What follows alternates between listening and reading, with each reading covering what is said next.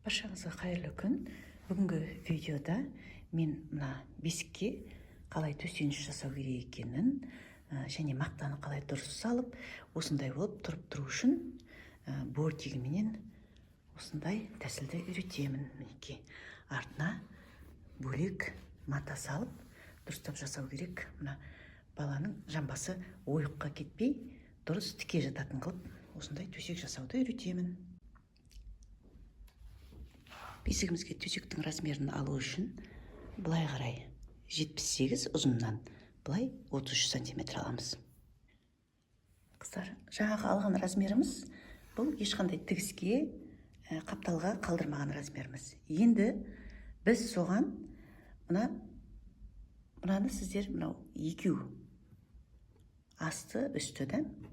Енді мына бүгілген жеріне 2 сантиметр ғана аламыз. Ал мына қапталына 5 сантиметр қалдырамыз. Сонда былай 33, мына жағы 2 сантиметр 35 болды. Тағы 5 сантиметр, значит 40.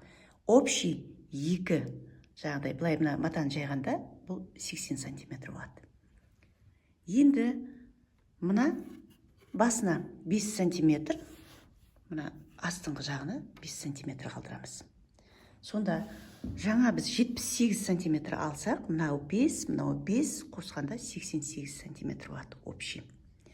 Енді қыздар, мына 5 сантиметрді санамаймыз, мына 5 сантиметрді сызып аламыз да, осы 5 сантиметрден осы ойындыға дейін 44 сантиметр аламыз. Белгілейміз. Енді мына 5 сантиметр, астындағы 5 сантиметрден санамаймыз, осы 5 сантиметрден бастап санаймыз. Мына ойындыға дейін 27 сантиметр аламыз. Баршаңызға түсінікті болу үшін қағаз бетіне де түсіріп сізге өлшемдерін көрсетіп берейін. Мынау общий бір матаны сразу алғанда бұл 80 сантиметр ені, 88 сантиметр ол ұзындығы.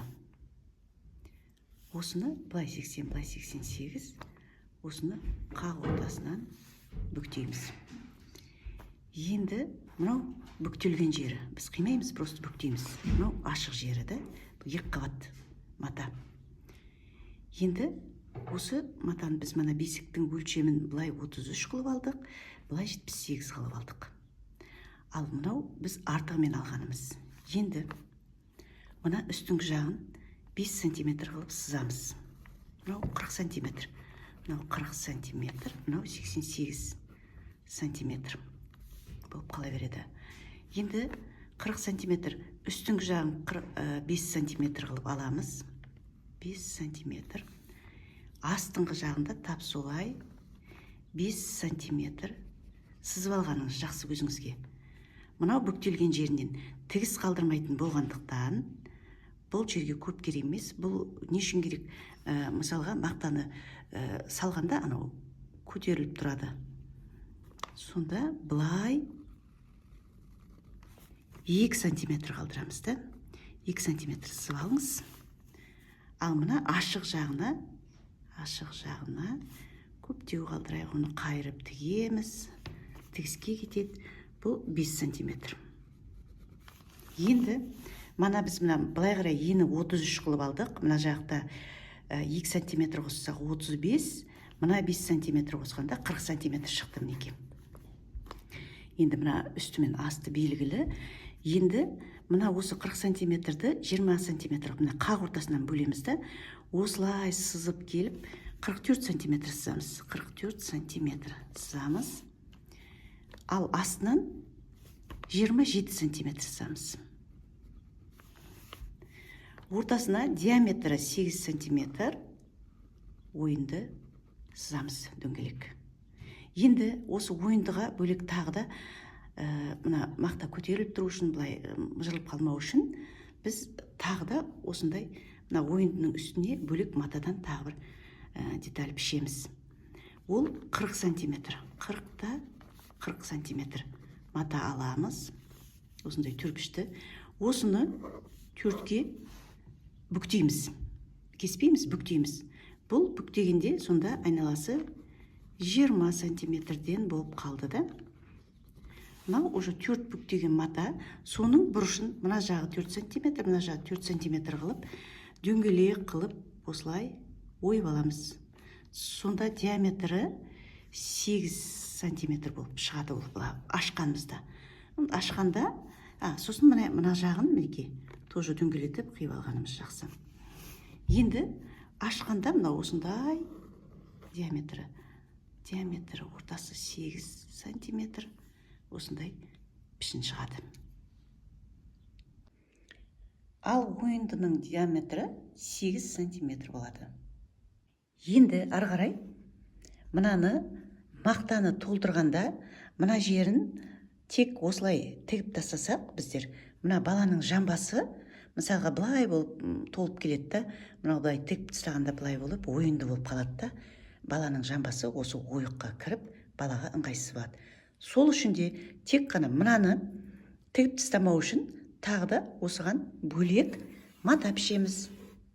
Ортасындағы ойындыны пішіп қойған соң басқа керек емес матадан көрсетіп жатырмын. Осындай 40-40 сантиметр мата аласыз. 40-40 сантиметр. Енді соны 4 бүктеп аламыз.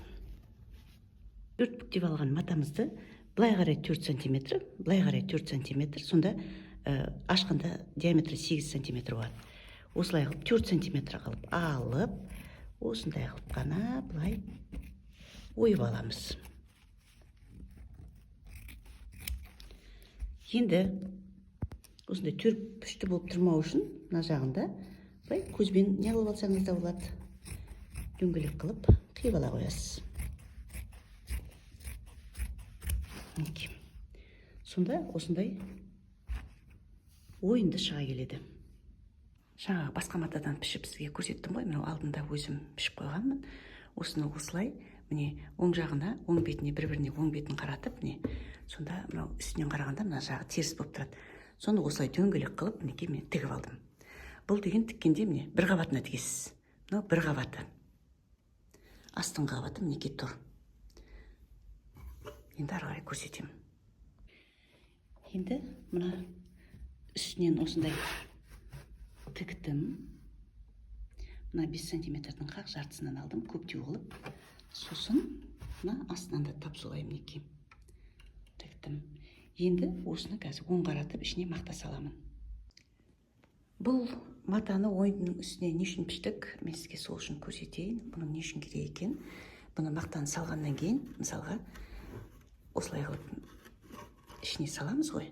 Сонда мына ішіне мақтаны толтырғанда, мынау как бортик сияқты битіп көтеріліп тұрады. Осылай көтеріліп тұрады. Мана айтқан, біз мынаны салмай сразу битіп бір-біріне тігіп тастасақ, ана баланың жамбасы былай ойыққа қалады. А былай битсең, осылай біркелкі тұрады. Мынау көтеріліп тұрады, ортасындағы мақтамен бірге. Енді мақта салған кездегіні көрсетемін. Мінекей қыздар, бесігімізге төсегіміз шап-шақ болды. Мен ішіне мақта салдым. Енді осыны мынандай қылып айналдырамын. Ішіне қарай. Мына сіздерге көрсеткендегідей осылай айналдырамын. Мен енді қазір за кадрым жақсылап мынандай мұжылып тұрмау үшін жақсылап істеймін. Міне өзім айтқандай, мінекей осылай болып тұрып тұрады. Бортик болып та, мынандай ойылып кетпейді. Сосын мына екі қапталын тігемін, әлі тіккен жоқпын. Және мынаны артынан мынау астыңғы жағы. Көрдіңіз бе? Матасы өзінің матасындай болғасын көп білінбейді. Осыны әдемілеп, закадрам жақсылап тігіп сізге көрсетемін. Мына жақтарын бетіп қайырамын. Сетінеп тұрмау үшін қолмен тігіп тастаймын. Мінекей, әуелі мынасын жасамай тұрып, екі қапталын жауып алайын деп шештім. Осыны, мынау асты жағын, міне былай алып келіп, мынаны былай осылай саласыз. Және осыны бүйтіп қайырып алып келіп, жайлап қолмен тігіп тастайсыз.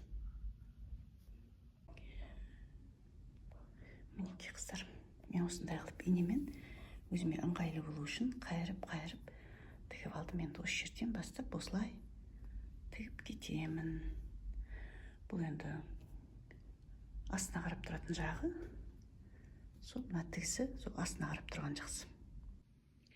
Бесігіміздің төсегі дайын болды. Бесігімізге шапшақ. Мынау кешегі тіккен былай жастығым. Мынау ортопедиялық жастығымыз. Енді мына баланың арқасына түйежіннен, сосын жағы аяғының астына төсейтінді түйежіннен жасаймыз. Түйежіннен болу өте маңызды екен. Оны ендігі видеода көрсетемін.